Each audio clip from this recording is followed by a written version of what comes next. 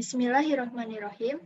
Atas nama Allah yang Maha Pengasih dan Maha Penyayang, pada kesempatan kali ini, saya Dita Faradila dari kelas Kebang Sentralan B ingin menjelaskan mengenai Bank Sentral. Lalu, apa itu Bank Sentral? Bank Sentral adalah lembaga negara yang mempunyai wewenang untuk mengeluarkan alat pembayaran yang sah dari suatu negara, merumuskan dan melaksanakan kebijakan moneter, mengatur dan menjaga sistem pembayaran, mengawasi perbankan, serta menjalankan fungsi sebagai lender of the last resort. Selanjutnya yaitu status dan kedudukan dari Bank Sentral, yaitu Bank Sentral sebagai lembaga negara yang independen dan Bank Sentral sebagai badan hukum. Sebagai lembaga negara yang independen, tertuang dalam Undang-Undang Republik Indonesia Nomor 6/2009.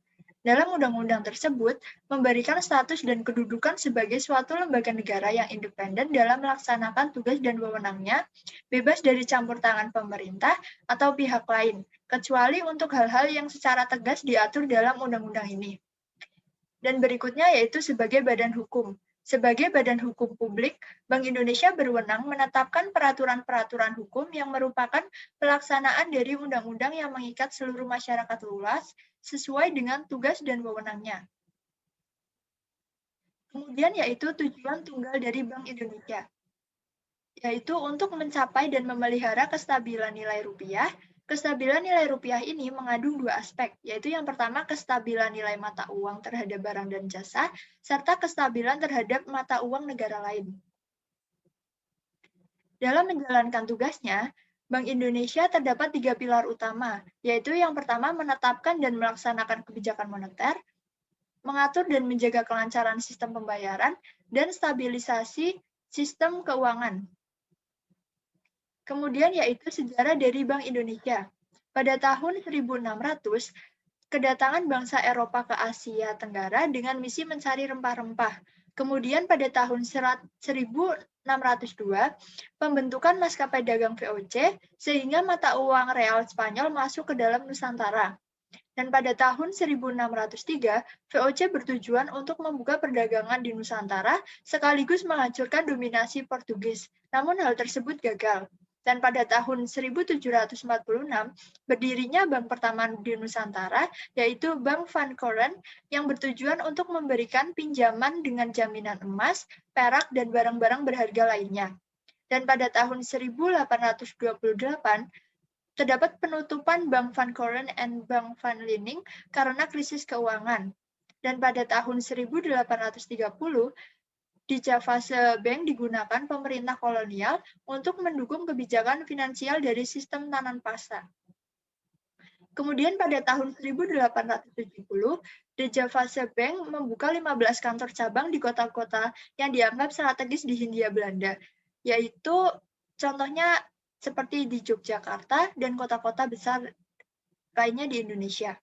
Dan pada tahun 1942, tugas DJB sebagai bank sirkulasi di Indonesia kemudian digantikan oleh Nanto Kaitsu Ginko atau NKG. Dan pada tahun 1945, pada periode ini DJB memiliki kewenangan untuk mencetak dan mengedarkan uang gulden di wilayah Hindia Belanda. Kemudian pada tahun 1949, berdirinya Bank Sirkulasi yaitu Bank Negara Indonesia atau BNI, dan BNI menerbitkan uang yaitu Uang Republik Indonesia atau ORI. Dan pada tahun 1953, menetapkan DJB sebagai Bank Sirkulasi Republik Indonesia Serikat. Kemudian pada tahun 1968, secara resmi berdiri sebagai Bank Sentral Republik Indonesia. Dan pada tahun 1968, Bank Indonesia sebagai agen pembangunan dan pemegang kas negara. Pada tahun 1988, Bank Indonesia mengeluarkan paket kebijakan deregulasi perbankan atau Pakto 88 atau Pakto 27. Dan pada tahun 1997, terjadi krisis moneter di Indonesia yang mengakibatkan Bank Indonesia mengambil beberapa kebijakan seperti kebijakan floating exchange rate, penutupan bank-bank bermasalah, dan restrukturisasi perbankan. Kemudian pada tahun 1999, Bank Indonesia ditetapkan sebagai bank sentral yang bersifat independen.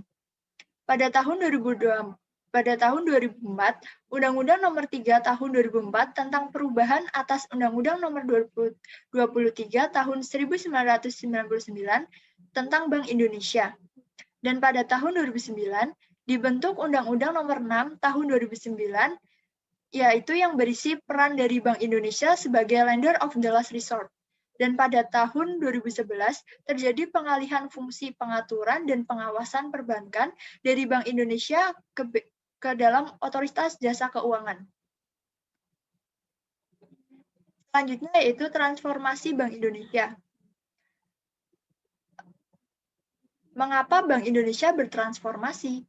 Di tengah lingkungan strategis yang dinamis, untuk mencapai visi Bank Indonesia, yaitu menjadi bank sentral digital terdepan yang berkontribusi nyata terhadap perekonomian nasional dan terbaik di antara negara-negara emerging markets untuk Indonesia maju, diperlukan dukungan strategi dan koordinasi dengan pemerintah dan instansi terkait. Oleh karena itu, Bank Indonesia melakukan transformasi.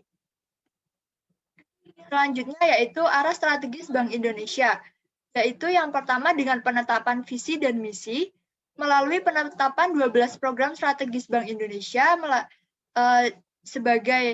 sebagai berikut, yaitu transformasi kebijakan, transformasi organisasi, dan transformasi sumber daya manusia dan budaya kerja. Dan yang terakhir yaitu pencapaian dari program Bank Indonesia.